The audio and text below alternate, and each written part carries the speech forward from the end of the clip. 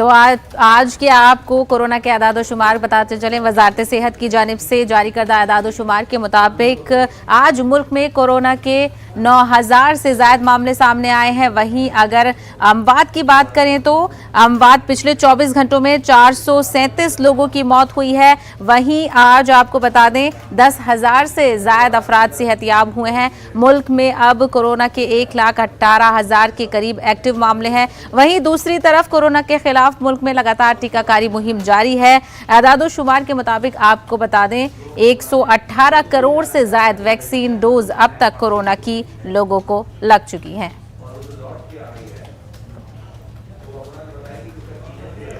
तो आज के कोरोना के आदाद-ओ-शुमार हम आपको बता रहे थे। आज मुल्क में कोरोना के 9000 से ज्यादा मामले सामने आए हैं। 9283 नए मामलों की तस्दीक हुई है, जबकि पिछले 24 घंटों में 437 लोगों की कोरोना से मौत हुई है।